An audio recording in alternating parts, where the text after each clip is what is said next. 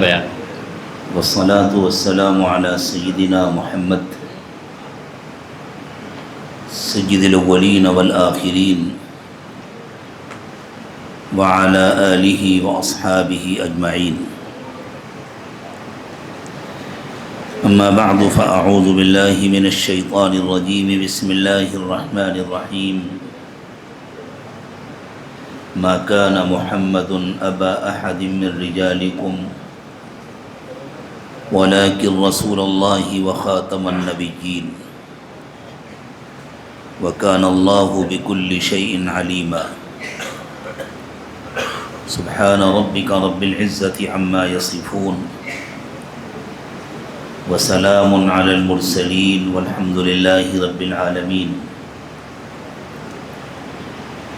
اللهم صل على سيدنا محمد وعلى آل سيدنا محمد وبارك وسلم.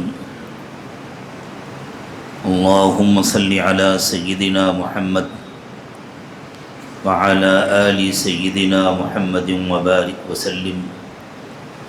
اللهم صل على سيدنا محمد وعلى آل سيدنا محمد وبارك وسلم. حقیقت یہ ہے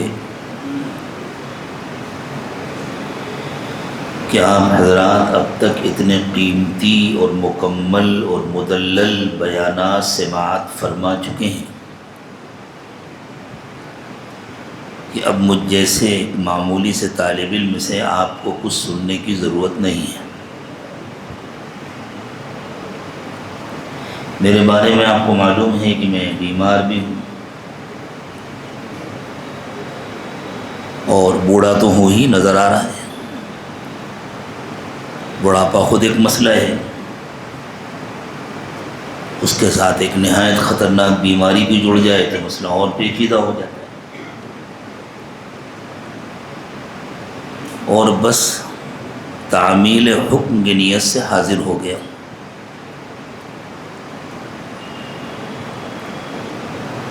حضرت امام اہل سنت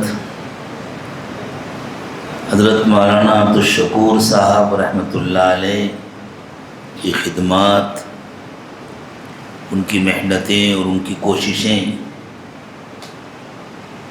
انہی کے خاندان کے ایک فرد فرید اور ممتاز عالم دین کی زبان سے آپ نے تفصیل سے سماعت فرمایا. صرف ایک بیان سن لینا کافی نہیں ہے، ہمیں اپنے بزرگوں کی کتابوں سے باقاعدہ استفادہ کرنا چاہیے. ان کو اس طرح پڑھنا چاہیے جیسے سبق پڑھا جاتا ہے، اور سبق پڑھ کر ان کے نوٹ تیار کرنے چاہیے، ان کو ازبر کرنا چاہیے، اور انشاءاللہ بہت فائدہ ہوگا اس سے. چونکہ نبوت محمدیہ کے خلاف سب سے پہلی اور خطرناک بغاوت کا نام ہے شیعیت. ایک چھوٹا سا واقعہ سناتا ہوں میں آپ کو. جس زمانے میں آپ کے اس خادم کا قیام بمبئی شہر میں تھا، تو ہمارے فتح پور ضلع کے بمبئی کے بہت مشہور عالم ہیں مفتی عزیز الرحمن صاحب، جو مفتی اعظم مہاراشٹر کہے جاتے ہیں اور ہیں بھی، وہ اس کے مستحق ہیں. ان کا ایک دن فون آیا کہ ایک عرب شیعہ مجتہد آیا ہوا ہے اور وہ بات کرنا چاہتا ہے، تمہیں آنا ہے بات کرنے. عربی میں بات کرنی ہے اس سے. تو ہم نے کہا مفتی صاحب وہ کیا بات کریں گے؟ ہمیں مسائل الخفین اور صحابہ کرام کے درمیان تفضیل پر گفتگو نہیں کرنی، ہم تو کفر و اسلام پہ گفتگو کریں گے. اگر آپ اس کی اجازت دیں تو حاضر ہو جائیں گے۔ تو مفتی صاحب نے کہا وہ کرے گا ہی نہیں گفتگو اسلام پہ گفتگو۔ ہم نے کہا آپ خاموش رہیے گا، اس کے ابا کریں گے، بس آپ بیچ میں نہ بولیے گا، تماشا دیکھیے گا وہ کیسے نہیں کرے گا، ہم دیکھتے ہیں۔ اصل میں ہوا یہ تھا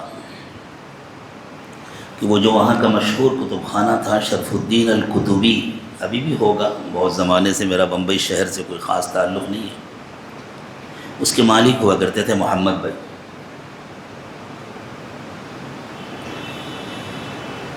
تو وہ عربی گھرانہ ہیں، عبداللہ عمر نصیف کے رشتہ داروں میں ہیں وہ لوگ رحمۃ اللہ علیہ۔ ان کے پاس شیعہ حضرات اپنے وہ مجتہد صاحب کو لے کر کے آئے اور کہا کہ یہ تشریف لائے ہیں تیونس سے اور کچھ بات کرنا چاہتے ہیں سنی علماء سے۔ مفتی عزیز الرحمان صاحب کو تو معلوم تھا، انہوں نے مفتی صاحب سے رابطہ کیا، مفتی صاحب نے ٹال دیا، ان کو معلوم تھا کہ یہ لوگ صرف وقت ضائع کرتے ہیں، کوئی حاصل نہیں ہے ان سے بات کرنا۔ تو محمد بھائی نے یہ تاثر لیا اور انہوں نے مفتی صاحب سے کہا کہ مفتی صاحب کیا واقعی ہم لوگوں کے پاس ان کے جوابات نہیں ہیں؟ اب مفتی صاحب نے فوراً اس خادم کو یاد فرمایا۔ خیر ہم لوگ پہنچے، وہ آئے، وہ تشریف لائے، ان کے لیے کچھ ناشتے وغیرہ کا بھی انتظام کیا گیا تھا، کچھ بات چیت ہوئی یوں ہی رسمی سی، کچھ خیر خیریت۔ تو انہوں نے کہا الہذا اجتمعنا، کیا ہم اس مقصد کے لیے آ جمع ہوئے؟ ہم تو کچھ گفتگو کرنے کے لیے آئے ہیں۔ تو میں نے عرض کیا کہ جی مجھے معلوم ہوا ہے کہ آپ شیعہ ہیں، تو میں آپ سے یہ معلوم کرنا چاہتا ہوں کہ آپ پیدائشی خاندانی شیعہ ہیں یا بعد میں شیعہ بنے؟ تو شیعوں کا دھوکہ دینے کا ایک طریقہ یہ بھی ہوتا ہے کہ وہ کہتے ہیں نہیں ہم تو سنی تھے، ہم نے مطالعہ کیا، ہمیں حق مل گیا تو اسے قبول کر لیا، تاکہ سامنے والا متاثر ہو۔ اچھا محمد بھائی جو شرف الدین الکتبی کے مالک تھے وہ مجھ سے بالکل واقف نہیں تھے۔ اسی مجلس میں پہلا تعارف ہوا، تو وہ شیعہ مجتہد نے فوراً کہا کہ نہیں میں تو سنی خاندان کا تھا، میرے چچا بھی عالم ہو، میرے فلاں رشتہ دار بھی عالم ہو، سب سنی علماء ہیں، اور میں نے تقابلی مطالعہ کیا اور مجھے حق مل گیا تو میں شیعہ ہوں۔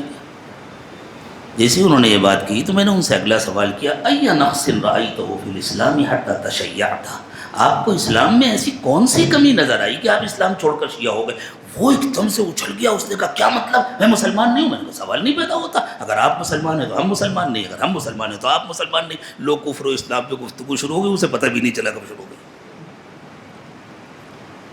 اب وہ اپنے کو مسلمان ثابت کر، اس میں کوئی شک نہیں کہ ہم جیسے طلبہ جو بھی گفتگو کرتے ہیں وہ اپنے بڑوں کے علوم سے ہی استفادہ کرتے ہیں، ہم میں سے کوئی بھی حضرت امام اہل سنت سے مستغنی نہیں ہو سکتا، کوئی اس کا دعویٰ ہی نہیں کر سکتا۔ لیکن بہرحال اللہ تعالیٰ نے ترجمانی کی توفیق عطا فرمائی، وہ بہت، پھر وہی تحریف قرآن کی بات آئی، کچھ اور باتیں آئیں، وہ انکار کرنے لگا۔ تو ہم نے مفتی صاحب سے ایک بات کہی تھی، ہم نے کہا دیکھیے مفتی صاحب کوئی تیاری تو ہے نہیں پہلے سے، ہم بات کہیں گے حوالہ آپ دیں گے۔ انہوں نے کہا ٹھیک ہے۔ تو اس نے بڑی مسکینیت کے ساتھ مفتی عزیز الرحمان صاحب کی طرف دیکھ کر کے کہا بتائیے یہ مجھے مسلمان نہیں مان رہے، آپ بتائیے۔ تو مفتی صاحب نے کہا بھائی صحیح تو کہہ رہے ہیں یہ، آپ ثابت کیجئے اپنا اسلام، اگر یہ کہہ رہے ہیں تو آپ ثابت کیجئے کہ آپ مسلمان ہیں۔ وہ ساری باتیں دہرانے کی ضرورت نہیں ہے.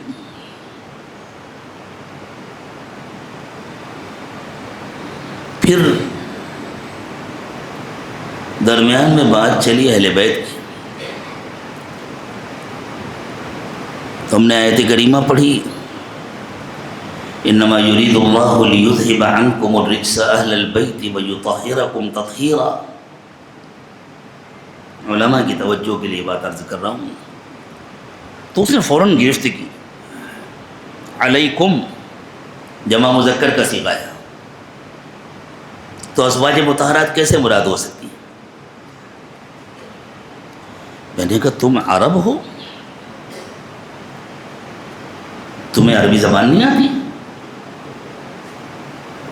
تم کو قرآن کا اسلوب نہیں معلوم؟ حضرت موسیٰ علیہ السلام جب اپنی اہلیہ محترمہ کو لے کر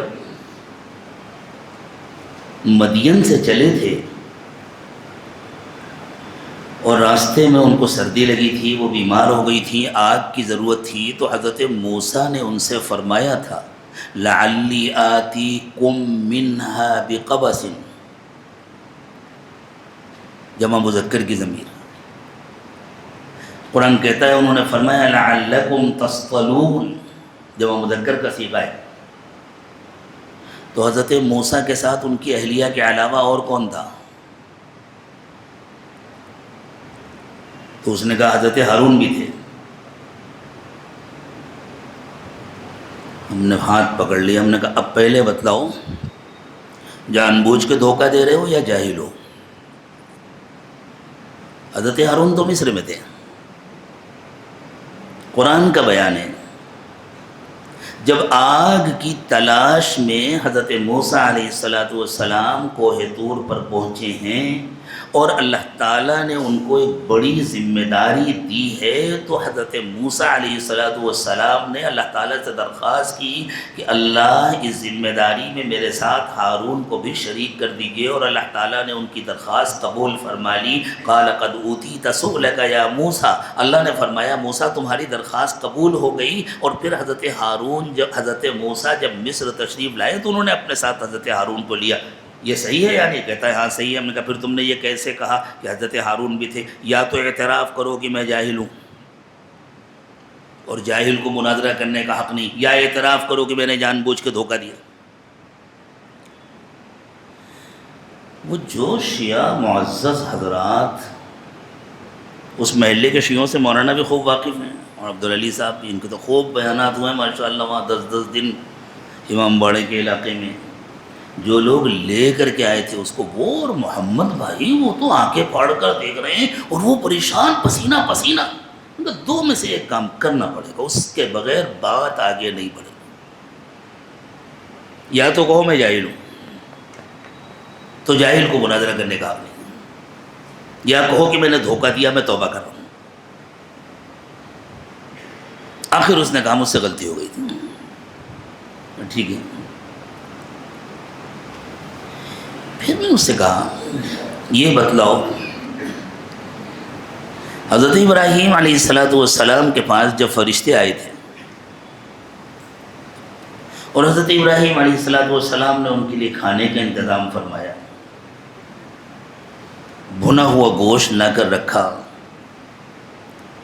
اور چونکہ وہ فرشتے تھے، فرشتے تو کھانا نہیں کھاتے، انہوں نے ہاتھ نہیں بڑھایا. تو حضرت ابراہیم علیہ السلام کو فکر ہوئی، چونکہ انسانی شکل میں آئے تھے، کہ یہ کون لوگ ہیں، کیوں آئے ہیں، کیا نیت ہے ان کی، کھانا کیوں نہیں کھا رہے. جب پوچھا تو ان لوگوں نے بتلایا، اپنا تعارف کرایا کہ ہم اللہ کی طرف سے آئے ہیں، ہم فرشتے ہیں اور ہم قوم لوط کے لیے عذاب لے کر آئے. تو حضرت ابراہیم علیہ السلام پریشان ہو گئے. اس قوم کی ہدایت کے لیے حضرت ابراہیم نے اپنے سگے بھتیجے حضرت لوط کو وہاں بھیجا ہوا تھا. تو انہوں نے کہا ان فیہا لوطا، اس بستی میں عذاب آئے گا، وہاں تو لوط بھی ہیں. قالوا نحن اعلم بمن فیہا، انہوں نے کہا پریشان نہ ہو، ہمیں پتہ ہے وہاں کون کون ہے، ہمیں پتہ ہے، ہاں ہم SIR کر لیں گے، ہم ان کو الگ کر دیں گے، ان کو اور ان کی بچیوں کو بچا لیں گے، بیوی نہیں بچے گی. خیر جب وہ جانے لگے تو اللہ تعالیٰ کہتے ہیں وَامْرَأَتُهُ قَائِمَةٌ فَضَحِكَتْ، ان کی بیوی کھڑی تھیں، ان کو ہنسی آ گئی۔ میں نے اس سے پوچھا یہ قرآن نے جن کو وَامْرَأَتُهُ کہا ہے یہ عورت تھیں کہ مرد تھے؟ اور یہ اکیلی تھیں یا بہت سے تھے؟ اسے اندازہ نہیں ہوا کہ ہم آگے کیا سوال کریں گے۔ اس نے کہا نہیں، وہ تو عورت تھی، خاتون تھی، اکیلی تھی۔ ان کا دیکھو قرآن کہہ رہا ہے فَبَشَّرْنَاهَا بِإِسْحَاقَ، مؤنث کی ضمیر،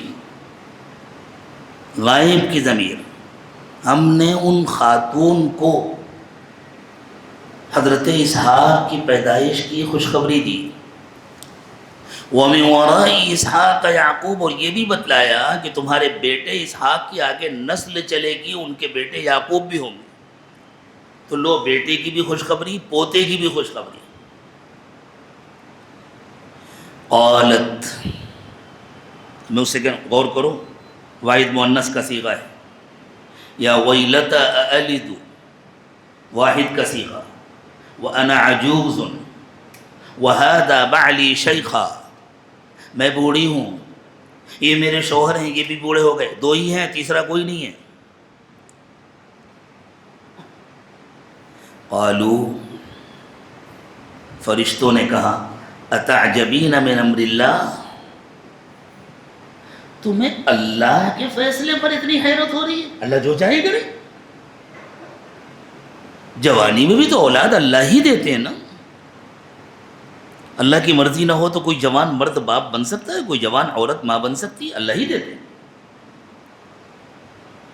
تو جو اللہ اپنی قدرت سے جوانی میں اولاد دیتے ہیں وہ چاہے تو بڑھاپے میں بھی دے سکتے۔ اتعجبین من امر اللہ رحمت اللہ وبرکاتہ علیکم اہل البیت، یہ علیکم جمع مذکر کا صیغہ کیسے ہو گیا؟ اگر تمہیں کچھ پتہ چلا،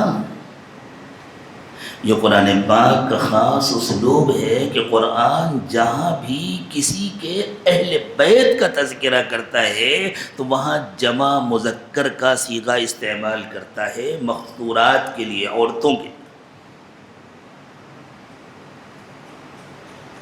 اب بدلاؤ، تم عرب ہو،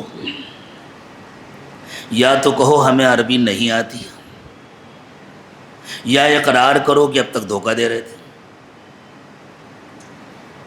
ہم تو محمد بھائی کو مطمئن کرنا چاہتے تھے، جو بیچارے سلفی المسلک تھے، اللہ کرے خیریت سے ہوں، بہت دنوں سے ہمیں نہیں معلوم ہو کس حال میں۔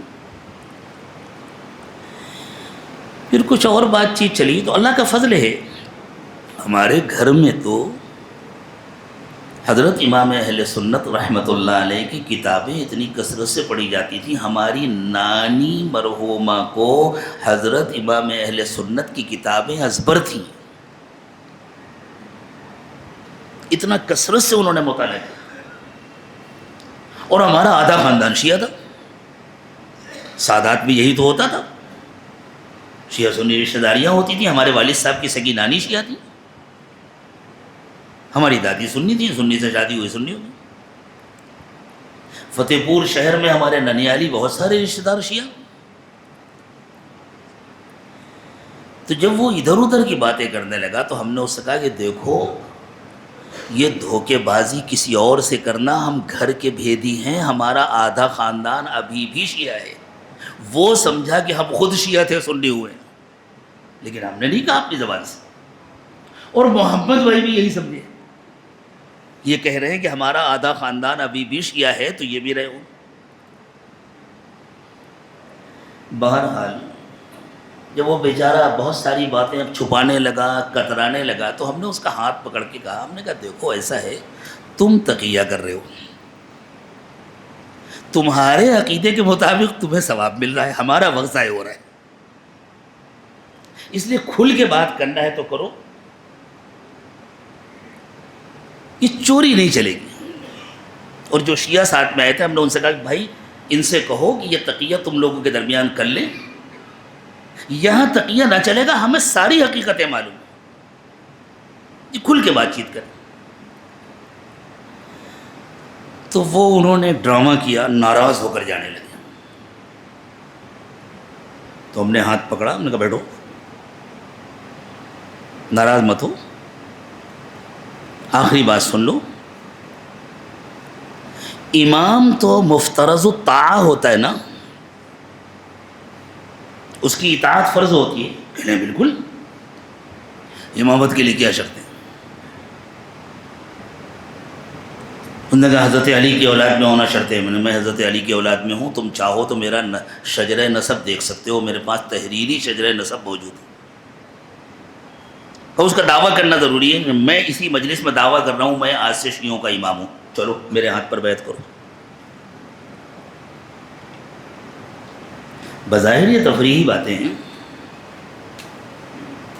لیکن جیسے لاہور پڑھنے سے شیطان بھاگتا ہے نا، ایسے وہ ہاتھ چھوڑا کے بھاگ گیا، چلا گیا بس. اور اس کو ہندوستان بھیجا تھا خمینی صاحب نے، باقاعدہ نوجوانوں میں شیعیت کی تبلیغ کرنے کے لیے. عنوان یہ تھا کہ ہم شیعہ سنی اتحاد کا پیغام لے کر کے آئے ہیں. اس وقت دنیا کے حالات بڑے عجیب ہیں اور امت کے ساتھ بڑے مسائل ہیں، اس لیے مل جل کر کے رہنا چاہیے. اور اس کا پورے ہندوستان میں سب جگہ جانے کا پروگرام تھا.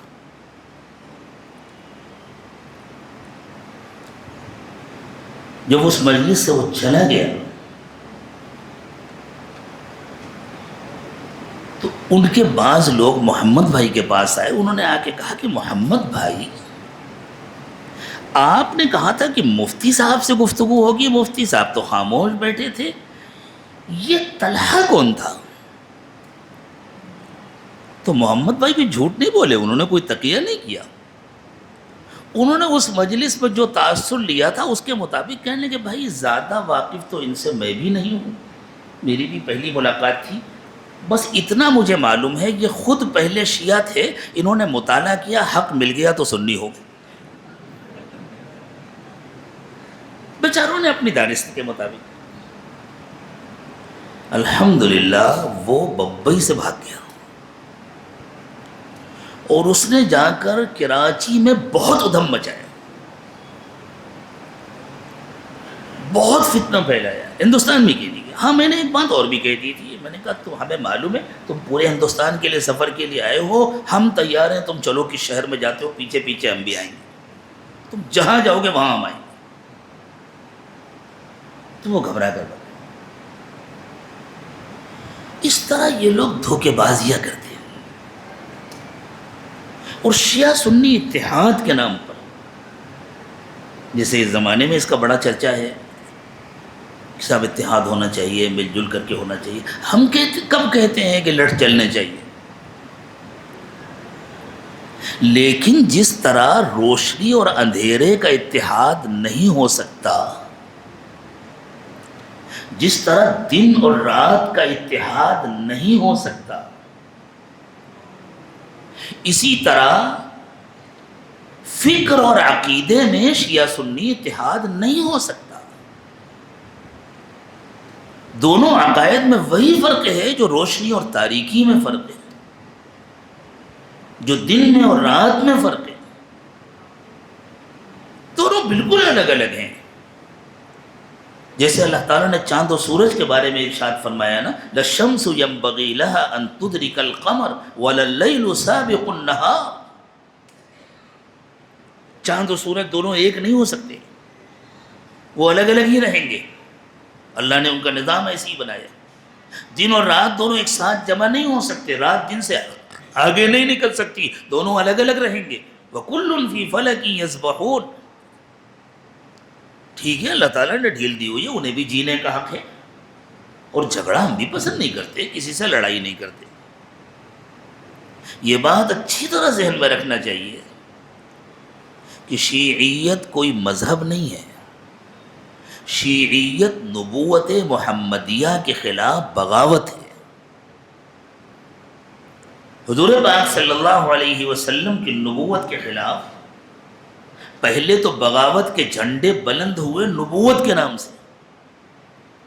مسیلمہ کذاب اٹھا، اسود عنسی اٹھا، اس قسم کے لوگ اٹھے، انہوں نے نبوت کے نام سے جھنڈے بلند کیے۔ جب دشمنان اسلام کو لگا کہ نبوت کے نام سے تو یہ کاروبار نہیں چل سکے گا، تو انہوں نے اہل بیت کی آڑ لے کر کے امامت کے عنوان سے حضور پاک صلی اللہ علیہ وسلم کی نبوت کے خلاف بغاوت کی۔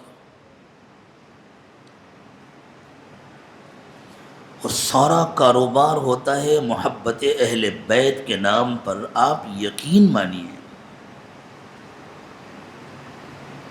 میں اپنی بیماری کی وجہ سے کچھ زیادہ تفصیلی گفتگو نہیں کرتا اور الحمدللہ وقت بھی نہیں ہے، میرا مسئلہ آسان کر دیا ان حضرات نے، وقت میں اتنی گنجائش بھی نہیں ہے۔ اور ان موضوعات پر اللہ کا فضل ہے، اتنے باکمال حضرات کام کے میدان میں موجود ہیں کہ اب ہمارے جیسے طالب علموں کی ضرورت بھی نہیں ہے۔ اس لیے ہم نے اپنی بڑوں کی منشا کے مطابق اپنے لیے بالکل ایک دوسرا میدان منتخب کر لیا۔ یہ باتیں جو کہی جا رہی ہیں صرف تعمیل ارشاد میں کہی جا رہی ہیں، آئندہ آپ توقع نہ رکھیے گا کہ میں آپ سے ان موضوعات پر کوئی گفتگو کروں۔ ان موضوعات پر گفتگو کرنے کے لیے بہت بڑے افاضل علماء موجود ہیں، انہی کی زبان سے یہ باتیں اچھی لگتی ہیں، ہر طالب علم کی زبان سے ہر بات اچھی نہیں لگتی۔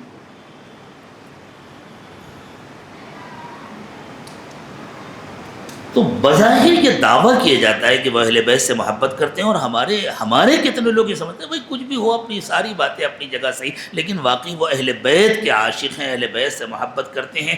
آپ یقین مانیے جب آپ ان کی تاریخ کا مطالعہ کریں گے تو آپ کو پتہ چلے گا کہ ان منافقین سے بڑا اہل بیت کا کوئی دشمن نہیں ہے۔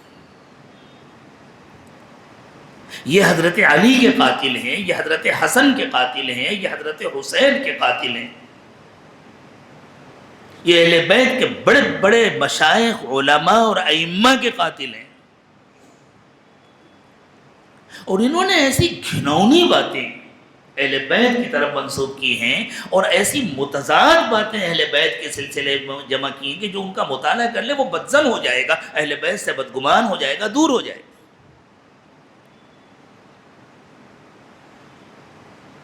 صرف یہ عنوان قائم کرتے ہیں اہل بیت کی، جیسے حضور پاک صلی اللہ علیہ وسلم کی سنتوں سے دور کرنے کے لیے بعض لوگوں نے اپنے کو اہل سنت کہنا شروع کیا تاکہ ہر سنت کی جگہ پر کوئی بدعت تیار کی جائے اور امت کو سنتوں سے دور کیا جائے۔ بالکل اسی طرح حضور پاک صلی اللہ علیہ وسلم سے، اہل بیت سے اور صحابہ کرام سے دور کرنے کے لیے اور کاٹنے کے لیے انہوں نے حب اہل بیت کا نعرہ لگایا۔ ان کا اہل بیت سے کوئی تعلق نہیں۔ دوسری بات یہ کہ اصل تو قرآن ہے،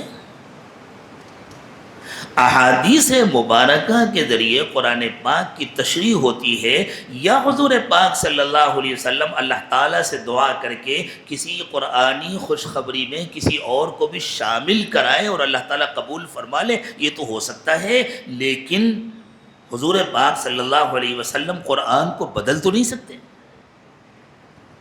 تو قرآن کے بیان کے مطابق اہل بیت رسول اکرم صلی اللہ علیہ وسلم کے ازواج مطہرات ہیں۔ میں بغیر ترجمے کے صرف چند آیات پڑھتا ہوں، علماء کا مجمع ہے، آپ کو بات واضح ہو جائے گی، سمجھ میں آئے۔ یا نساء النبی لستن کاحد من النساء، اندازہ لگائیے خطاب کس کو کیا جا رہا ہے۔ یا نساء النبی لستن کاحد من النساء ان اتقیتن فلا تخضعن بالقول فيطمع الذي في قلبه مرض وقلن قولا معروفا وقرن في بيوتكن، جمع مؤنث حاضر کا صیغہ، وقرن في بيوتكن ولا تبرجن تبرج الجاهلية الأولى وأقمن الصلاة وآتينا الزكاة وأطعنا الله ورسوله إنما يريد الله ليذهب عنكم الرجس أهل البيت ويطهركم تطهيرا۔ یہ انکم انہی نساء نبی کو کہا جا رہا ہے۔ یہ قرآن کا اسلوب ہے کہ جب اہل بیت کا تذکرہ آتا ہے کسی بھی پیغمبر کے، کسی کے بھی اہل بیت ہو، تو وہاں قرآن جمع مذکر حاضر کا صیغہ استعمال کرتا ہے۔ خود حدیث میں آتا ہے رسول اکرم صلی اللہ علیہ وسلم ام المومنین سیدہ عائشہ صدیقہ رضی اللہ تعالی عنہا کے پاس جب ان کی علالت کے زمانے میں عیادت کے لیے تشریف لے جاتے تھے، جب منافقین نے حضرت عائشہ صدیقہ رضی اللہ تعالی عنہا پر ایک بہتان لگایا تھا، اور حضرت عائشہ کو اس کی خبر نہیں تھی۔ حضور اکرم صلی اللہ علیہ وسلم کی طبیعت میں بڑی بے چینی تھی، اس وقت تک اللہ تعالیٰ کی طرف سے برات کی آیات نہیں نازل ہوئی۔ تو جب حضور پاک صلی اللہ علیہ وسلم تشریف لے جاتے تھے تو پوچھتے تھے مزاج، تو فرماتے تھے کیف تیکم کم۔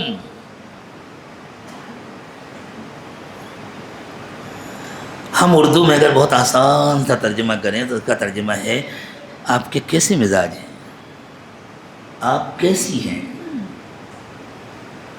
لیکن کم تو جمع مذکر کی ضمیر ہے نا، ہر زبان کا اپنا ایک اسلوب ہوتا ہے، ہر زبان کا اپنا ایک انداز ہوتا ہے۔ یہ عربی زبان کا اپنا ایک انداز ہے، اپنا ایک اسلوب ہے، قرآن پاک کا اپنا ایک طریقہ ہے، اور حدیث کے اس استعمال سے معلوم ہوتا ہے کہ عربوں کے ہاں بھی یہ استعمال، عام عربی زبان میں بھی یہ استعمال موجود ہے۔ تو قرآن پاک نے اصل میں اہل بیت کہا ہے۔ نبی کی اہل بیت کون؟ ازواج مطہرات۔ حضور پاک صلی اللہ علیہ وسلم نے اللہ تعالیٰ سے دعا کر کے ان میں حضرت علی، حضرت فاطمہ، حضرت حسن اور حضرت حسین کو شامل فرمایا ہے۔ ہمارا یہ عقیدہ ہے کہ اللہ تعالیٰ نے حضور پاک صلی اللہ علیہ وسلم کی وہ دعا قبول فرمائی اور ان کو بھی شامل کر دیا۔ ان کو ہی اہل بیت کہنا یہ قرآن پاک کا انکار ہے۔ عام طور سے ذہنوں میں اہل بیت تو فوراً ہوئی، ان کی زبان میں پنجتن پاک، حضور اور چار اور، علی، فاطمہ، حسن، حسین، صرف انہی کو اہل بیت کہنا یہ قرآن پاک کا انکار ہے۔ یہ بھی اہل بیت ہیں حضور کی دعا کے نتیجے میں۔ اصل میں اللہ نے جن کو اہل بیت کہا وہ ازواج مطہرات ہیں، اور ازواج کو ہی اہل بیت کہا جاتا ہے، بیوی اور بچے ہی اہل بیت ہوتے ہیں۔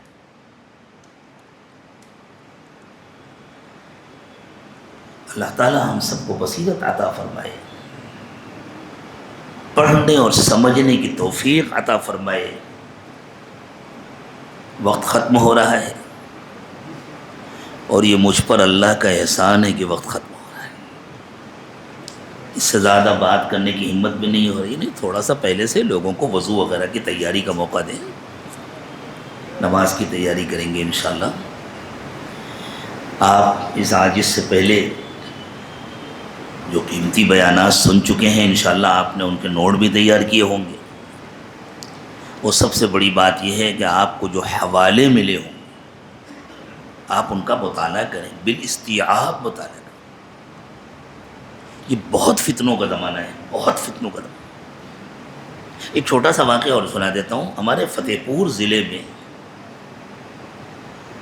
ایک گاؤں ہے غازی پور، اس کے قرب و جوار میں کچھ قادیانی ہیں۔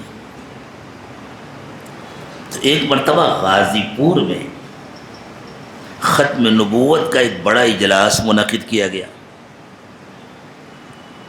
جس میں یہاں کانپور سے بھی بعض حضرات تشریف لے گئے تھے، فتح پور کے بھی علماء تھے، ہمارے نانا حضرت مولانا عبدالوحید صاحب غالباً اس میں نہیں آئے تھے، ہمارے ماموں مولانا محی الدین صاحب تھے، دوسرے حضرات تھے، مولانا نسیم الزمان صاحب تھے، اور فتح پور شہر کے ایک شیعہ مجتہد صاحب بھی اس میں بلائے گئے۔ وہ مجتہد صاحب کا چند منٹ بیان ہوا۔ میں نیا نیا پڑھ کے آیا تھا دارالعلوم دیوبند سے، بالکل نوعمر تھا۔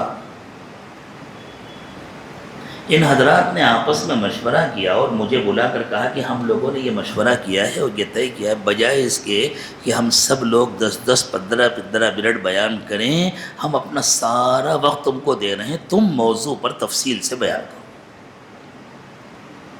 اب میں سب سے چھوٹا تھا،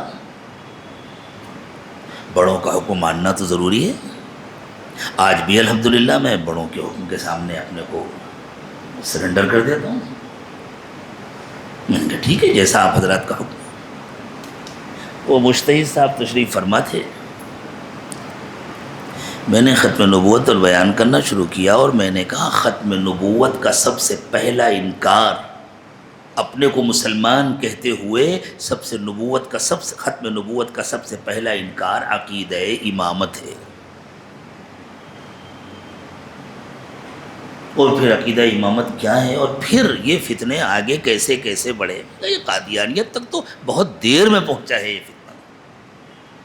اصل میں تو شروع ہوتا ہے عقیدہ امامت سے. وہ ائمہ جن کے بارے میں کہا جاتا ہے کہ یہ ہمارا عقیدہ ہے، ہمارے دین کا یہ لازمی حصہ ہے کہ ائمہ کے مقام تک نہ کوئی نبی پہنچ سکتا ہے نہ کوئی فرشتہ پہنچ سکتا. ان من ضروریات دیننا، غالباً خمینی صاحب نے کسی جگہ لکھا ہے، حضرت مولانا منظور رحمانی صاحب رحمۃ اللہ علیہ نے اس کو اپنی کتاب میں نقل فرمایا. اگر مجھے الفاظ صحیح یاد ہیں، زبان کی واقفیت بھی بسا اوقات آزمائش بن جاتی ہے، مفہوم ذہن میں ہوتا ہے اور آدمی اس کو اپنے الفاظ میں تعبیر کر دیتا ہے. تو ہو سکتا ہے کچھ الفاظ میں فرق ہو جائے، لیکن مفہوم یقیناً یہی ہے. ان من ضروریات دیننا ان للامام مقاما لا یبلغه ملک مقرب ولا نبی مرسل. یہ ہمارا بنیادی عقیدہ ہے. وہ فرما رہے ہیں کہ امام کو اللہ تعالیٰ ایسا بلند مقام عطا فرماتے ہیں جہاں تک نہ کسی مقرب فرشتے کی رسائی ہے نہ کسی پیغمبر کی پہنچ. لا حول ولا قوت الا باللہ. ہمیں اعوذ باللہ پڑھنا چاہیے. اللہ تعالیٰ ہر شر سے، ہر فتنے سے اور کفر کی ہر بات سے، کفر کے ہر خیال سے ہماری حفاظت کرے. تو اب وہ جو مجتہد صاحب تھے وہ بڑے چیبہ جبی ہوئے. وہ شاید لکھنؤ کے تھے، فتح پور میں بھیجے گئے تھے، وہاں وہ امام ہوں گے، مدرس ہوں گے، کچھ ہوں گے. تو فتح پور آنے کے بعد انہوں نے لوگوں سے معلوم کیا بھئی یہ لڑکا تھا کون. جب پتہ چلا یہ فلاں خاندان کا ہے، انہی لوگوں کے خاندان کا ہے جن کے درمیان ہم رہتے ہیں، جن کے گھروں سے روٹی آتی ہے. وہ سارے تو ہمارے ہی رشتے دار لوگ تھے. وہاں ہماری نانی کی ایک سگی خالہ زاد بہن تھی جن کی اولادیں بسی ہوئی تھی، وہ پورا شیعہ محلہ. ہمیں اپنے بچپن میں یاد ہے ان لوگوں کے ہاں آنا جانا ہوتا تھا. وہ ہمارے ہاں شادی بیاہ کی تقریب میں ہم لوگ ان کے یہاں جایا کرتے تھے. چھوٹے چھوٹے تھے تو بڑوں کے ساتھ جائے. تو جب پتہ چلا کہ بھئی اسی خاندان کا ایک فرد ہے تو وہ خاموش ہو گئے. پھر ان کو لگا کہ اب کچھ بولنا مناسب نہیں. تو صرف یہی ایک فتنہ نہیں ہے. اور خود شیعیت جو ہے نا وہ ایسا چوں چوں کا مربع ہے کہ کسی شیعہ کے لیے یہ طے کرنا آسان نہیں ہے کہ شیعیت کیا ہے.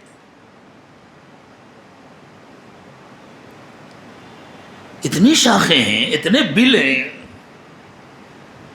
اتنے چور دروازے ہیں، اتنے متضاد عقائد ہیں، اور سب پر ایک جھوٹی خیالی چھتری پڑی رہتی ہے محبت اہل بیت کی. وہ غریب تو آج تک یہی نہیں طے کر سکے کہ امام کتنے ہیں، اور جتنے ہیں وہ کون کون ہیں یہی نہیں طے کر پائے. سلسلہ جاری ہے یا بند ہو گیا. جب ان کو لگا کہ یہ گورکھ دھندا پکڑا جائے گا تو کہنے لگے امام صاحب چھپ گئے ہیں، ہم لوگ جا کے مل کے آتے ہیں. جب حکومت کو اطلاع ہوئی کہ اچھا کچھ لوگ یہ حرکتیں کر رہے ہیں، کون ہیں ذرا تلاش کیا رہا، تو کہنے لگے نہیں اب امام صاحب نے ملنے سے بھی انکار کر دیا ہے. اب کہا ہے کہ وہ ہمارے پاس اصلی قرآن ہے اور ہمارے پاس ہدایت کا سامان ہے، ہم لے کر یہاں چھپ کے بیٹھے ہوئے ہیں. جب 313 مخلص شیعہ ہو جائیں گے تو ہم باہر آئیں گے. آج تک وہی نہیں. اتنی بڑی آبادی میں، مسلمانوں کی اتنی بڑی آبادی میں، اتنے بڑے ایران میں، آپ سوچیں 313 سے زیادہ تو ان کے آیات اللہ ہوں گے. میں قصداً جمع کا لفظ استعمال کر رہا ہوں. تو پتہ چلا وہ سب مخلص نہیں ہے، سب منافق ہیں. وہ بیچارے امام صاحب بیٹھے ہوئے ہیں، مخلص ہو تو نکلیں، اور انشاءاللہ قیامت تک نہ اتنے مخلص کبھی ہوں گے نہ وہ باہر نکلیں. ہم نے تو کئی مرتبہ باشیوں سے سوال کیا جب ان سے گفتگو میں کہ بتلاؤ قرآن ہدایت کے لیے نازل ہوا، ایسی کتاب کا کیا فائدہ جس کو ایک آدمی لے کر چھپ کر بیٹھا ہوا ہے اور دنیا پہ گمراہی پھیل رہی ہے. کب آئے گا وہ؟ کب لوگوں کو صحیح تعلیم دے گا؟ یہ قرآن کا انکار ہے، نبوت محمدیہ کا انکار، قرآن کا انکار، ہر چیز کا انکار. اور جس طرح یہودیوں نے عیسائیوں کو دھوکہ دیا کہ بس حضرت عیسیٰ کو خدا کا بیٹا مان لو اور وہ کفارہ بن کر صلیب پر چڑھ گئے، یہ مان لو، چاہے جتنے گناہ کرو سب معاف، ان کے یہاں بھی تقریباً یہی ہے کہ بس اہل بیت کی محبت کا نعرہ لگاؤ اور تھوڑا سا سینہ پیٹ لو، باقی جو بھی کرتے رہو سب معاف۔ اور اسی کی شاخیں ہیں۔ اور سنی بن کر شیعیت کی دعوت دینا یہ ان کا بہت پرانا طریقہ، یہ تقیہ ہے، اس میں ان کو بڑا ثواب ملتا ہے۔ اس زمانے میں بھی آپ نے سنا ہے نا، بعض لوگ سنی ہیں، سنیوں کے مدرسے میں بہت دن پڑھاتے رہے، ہاں معلوم ہے حدیث کے بڑے عالم ہیں، اور گلم گلہ شیعیت کی دعوت دے رہے ہیں، بڑا ثواب ملتا ہے اس تقیے میں۔ ان کو مذہب چھپانے میں بڑا ثواب ملتا ہے، کتمان ان کے مذہب کا حصہ ہے۔ جو جتنا جھوٹ بولے وہ اتنا بڑا شیعہ، جو جتنا بڑا دھوکے باز ہو وہ اتنا نہیں۔ اسی لیے تو امام صاحب نکل نہیں رہے، یہ سارے جھوٹے اور بے ایمان ہیں، ان کے درمیان کیسے ہیں بیچارے، اور سچے ہو نہیں سکتے جب تک واقعی توبہ کر کے سنی نہ بن جائے۔ تو جب تک جھوٹے رہیں گے ان کے امام صاحب آئیں گے نہیں، اور جب توبہ کر کے سنی بن جائیں گے تو ان کو ان امام صاحب کی ضرورت نہیں رہے گی جو کہیں خیالی طور پر چھپے بیٹھے ہوئے، جو بیچارے پیدا ہی نہیں ہوئے تھے، جن کو انہوں نے چھپایا ہے نا وہ پیدا ہی نہیں ہوئے تھے، کوئی ربر کی گڑیا ہوگی۔ جن کا بیٹا کہا جاتا ہے وہ امام صاحب کو، وہ تو لاولد تھے، خود شیعوں کی روایت ہے کہ وہ لاولد تھے، ان کی کوئی اولادی نہیں۔ اسی کی ساری شاخیں۔ ختم نبوت کا انکار کے مختلف طریقے ہیں، چاہے قادیانیت ہو، چاہے زمانے کی شکیلیت ہو، انہی فتنوں کی شاخ، اور غذا وہیں سے ملتی ہے، یہودیت سے۔ جب تک دجال قتل نہیں ہو جائے گا، اور جب تک ایک ایک یہودی کا اس طرح خاتمہ نہیں ہو جائے گا جیسے بیماری کے جراثیم مارے جاتے ہیں، جیسے اینٹی بائیوٹک کے ذریعے بیماری کے جراثیم مارے جاتے ہیں، ختم کیے جاتے ہیں، سیدنا عیسیٰ علیہ السلام ایسی آسمان سے اینٹی بائیوٹک لے کر کے آئیں گے، اور جب تک ان سارے جراثیم کو ختم نہیں کر دیں گے اس وقت تک یہ فتنے پھیلتے رہیں گے، پھولتے رہیں گے۔ بس اللہ تعالی ہماری اور پوری امت کی حفاظت فرمائے، جاگتے رہنے اور چوکنا رہنے کی ضرورت ہے۔ کہیں کسی انجینئر کے ذریعے، کہیں کسی ڈاکٹر کے ذریعے، کہیں کسی محدث صاحب کے ذریعے، محدث ہوں گے، غلطی سے محدث کہہ دیا گیا، بلکہ محدث بھی نہیں، محدث تو ایک خوبصورت اصطلاح ہے، محدث ہوں گے۔ تشدید بہت زور سے بولتے ہیں نا، اس لیے تشدید لگ جاتی ہے، ان کی قوت بیانی کی وجہ سے اس پر تشدید آتی ہے۔ ان تمام فتنوں سے اللہ تعالیٰ ہم سب کی حفاظت ہو۔ اور ایک بات اور یاد رکھو میرے دوستو، آخری درخواست ہے، ہم سارے فتنوں سے آگاہ ہو جائیں اور ہمیں خوب واقفیت ہو جائے، اور ہمارا اپنا تعلق اللہ کے ساتھ درست نہ ہو اور ہمارے اپنے دل کی تاریکی نہ ختم ہو تو ہمارا کیا بنا؟ اللہ ہمیں اپنی محبت بھی نصیب فرمائے، اپنا تعلق بھی نصیب، اپنے دین پر جینے اور دین پر اور دین کے لیے مرنے کی سعادت نصیب فرمائے۔ وآخر دعوانا ان الحمد للہ رب العالمین۔ دعا فرما لیں۔ سبحان ربی العلی الاعلی الوہاب، اللہم صلی علی سیدنا محمد وعلی آل سیدنا محمد وبارک وسلم۔ ربنا ظلمنا انفسنا وان لم تغفر لنا وترحمنا لنكونن من الخاسرین۔ رب اغفر وارحم وانت خیر الراحمین۔ رب اغفر وارحم وتجاوز عما تعلم انک انت الاعز الاکرم۔ پروردگار عالم، ہم تربیت کے محتاج ہیں، ہم سب کی تربیت فرما دیں۔ اللہ ہماری مکمل تربیت فرما دیجیے، اللہ ہمیں کامل ایمان نصیب فرما دیجیے، اللہ ہر قسم کے فتنوں سے ہماری حفاظت فرمائیے، ہماری نسلوں کی حفاظت فرمائیے، پوری امت کی حفاظت فرمائیے۔ اللہ ہماری نسلوں کو قیامت تک ایمان پر استقامت نصیب فرمائیے۔ اللہ ان مجلسوں کو، ان نشستوں کو بھی انتہا قبول فرمائیے۔ بیان کرنے والوں کو، شرکت کرنے والوں کو، تعاون کرنے والوں کو سب کو قبول فرمائیے، سب کو اپنے شایان شان اجر عطا فرمائیے۔ اللہ ہم سے راضی ہو جائیے، اپنی رضا والے اعمال نصیب فرمائیے، اپنی ناراضگی سے اور ناراضگی کے اسباب سے حفاظت فرمائیے۔ اللہ جو مجلسیں اس کے بعد ہونے والی ہیں، اللہ ان میں بھی انتہا برکت پیدا فرمائیے، ان کو بھی قبول فرمائیے۔ ربنا تقبل منا انک انت السمیع العلیم وتب علینا انک انت التواب الرحیم۔ سبحان ربک رب العزۃ عما یصفون وسلام علی المرسلین والحمد للہ رب العالمین۔